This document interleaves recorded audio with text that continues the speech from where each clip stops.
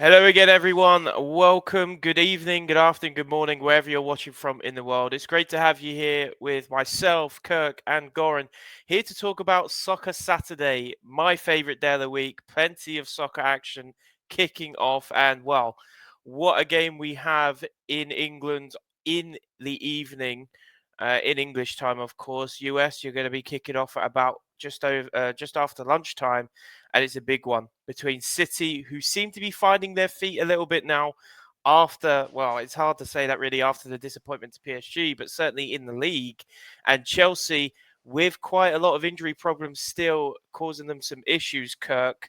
Do you think those injuries are going to come to bite Chelsea on the road in this one?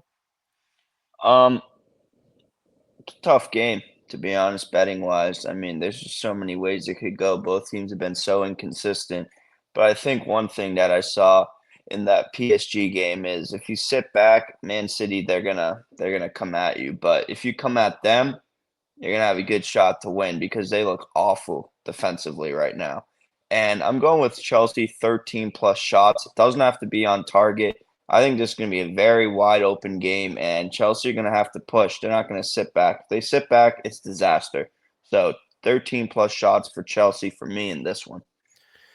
Yeah, I'm in agreement with you. I think the best defense against Man City is offense, because defensively they have been pretty woeful. I think I would go out on a limb and say this is their worst defense under the Pep Guardiola management, Goran. Do you agree with that statement? Does that affect your pick in this one?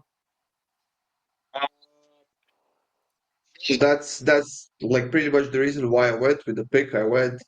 I mean, I totally love Kirk's pick here, and I think that's gonna be a slam dunk for this game. There's no way Chelsea gets less than 13 shots.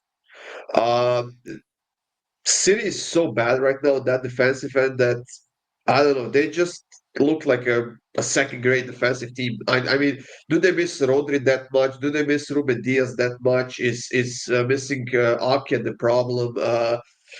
I just don't know. I mean, Guardiola was celebrated as the best defender in this City team for a while, and then he makes a mistake. They drop him under the bus, and honestly, I think that might sound a bit controversial, I suppose. I think he lost some of that defensive skill when he came to Manchester City because of the way he has to play under Pep Guardiola. So he's more of a, I don't know, attacking left back or something like that. But He's a I think wing he back lost now, some of that. really. No, I Yeah. agree. And I I think agree. because of that, he lost some of that defensive capabilities that he had when he was in Leipzig, where he had to defend lot more, I would say.